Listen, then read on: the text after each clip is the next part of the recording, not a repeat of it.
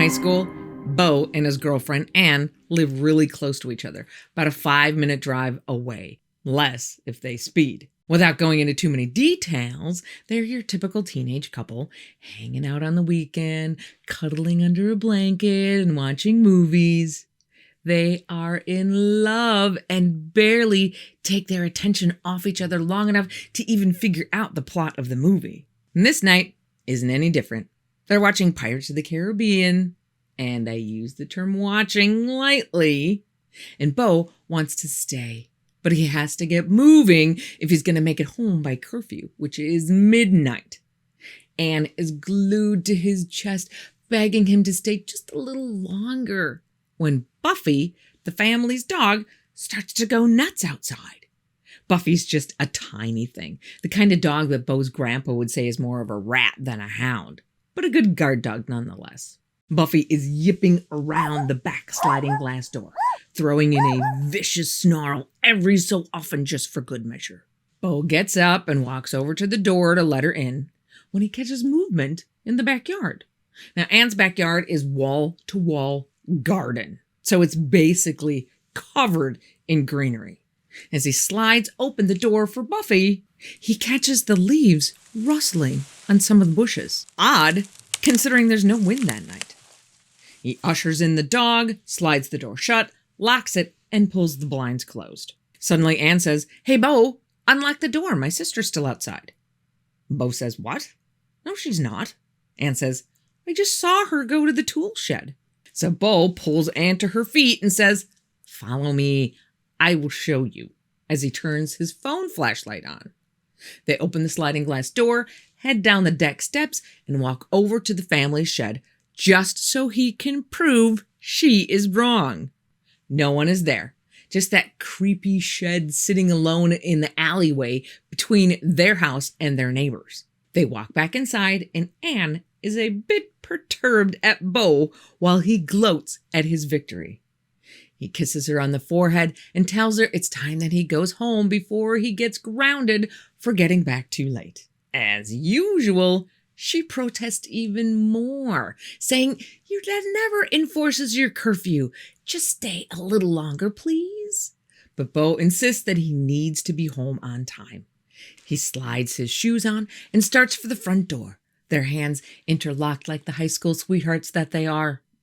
Anne walks Bo to his car, where they talk and stuff for a bit longer before saying their goodbyes. Once Anne is safely back inside, Bo gets in his car and looks down briefly to get the key in the ignition. He turns the key, and as the engine roars to life, he looks back up to see someone run past his headlights into the darkness. He's taken aback for a split second, but immediately shrugs it off because Anne's neighborhood is filled to the brim with active walkers and joggers. Morning, noon, and night, someone is always going up and down those sidewalks. His phone rings, and Anne is the one on the other end wanting to talk while he drives home like they usually do. Not the brightest idea, but they're kids.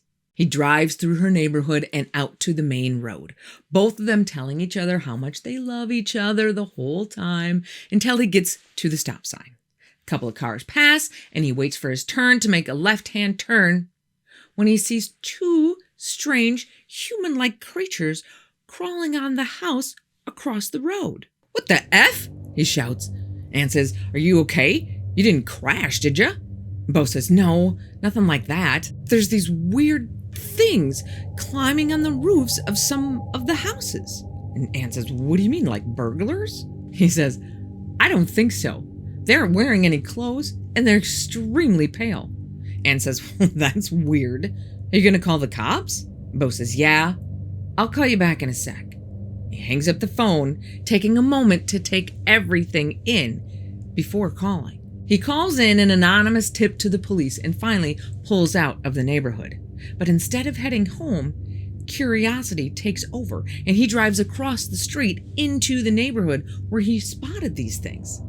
Amazingly enough, as he's driving around, he can still see them crawling and hopping across buildings like nobody's business, tripping motion detector lights and causing people to come outside to check out the commotion. He follows them for a bit before finding himself in a Culver's parking lot.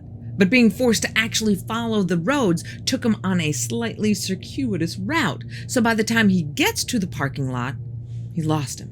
Bo wants to get out of the car, but he doesn't quite have the nerve for that. He's sitting in the lot, still looking for these creatures. His phone starts buzzing and vibrating on the dashboard, scaring the crap out of him. It's Ann. "Did you get home okay?"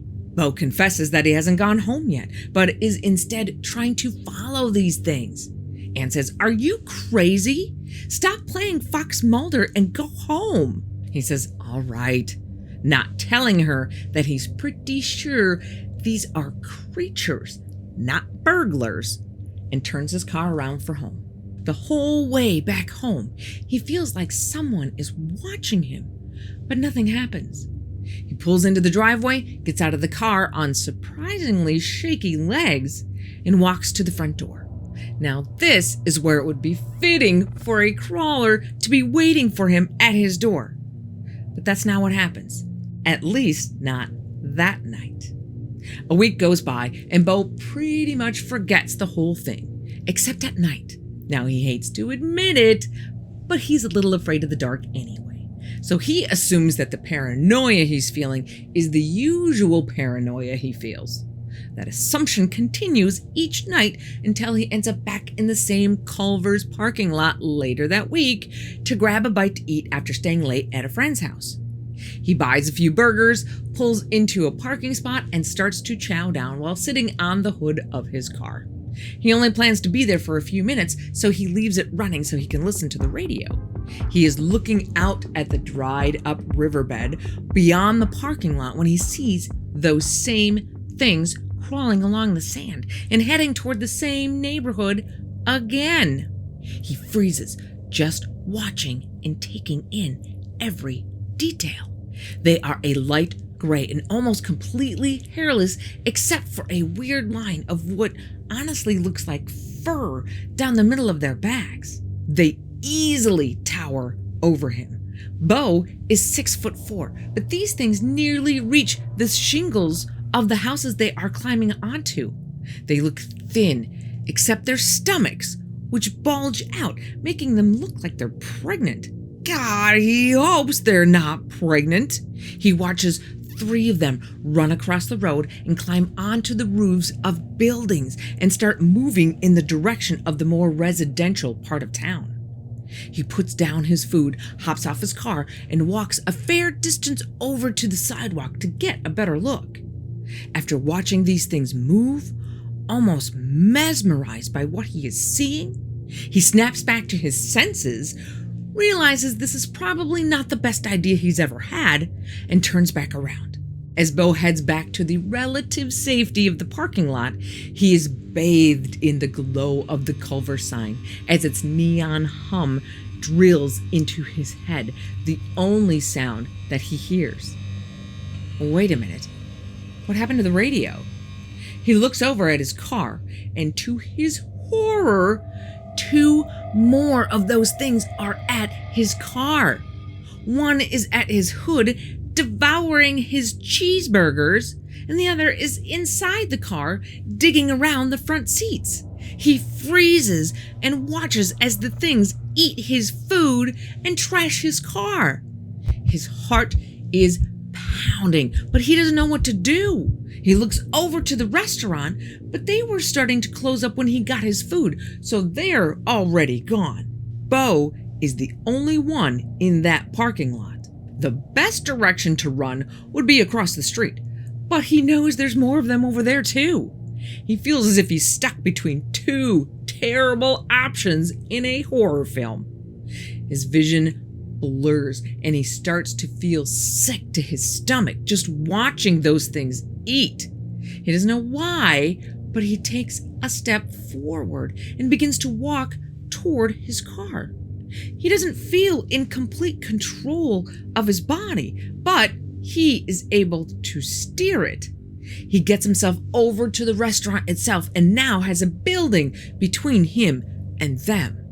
He leans out and peeks over at his car for close to 20 minutes, watching those things scurry around his vehicle until they finally make their way back across the street. Once he feels it's safe, Bo runs to his car, hops into the passenger seat, and slams the door shut. He crawls into the driver's seat, starts it up, and peels out of there.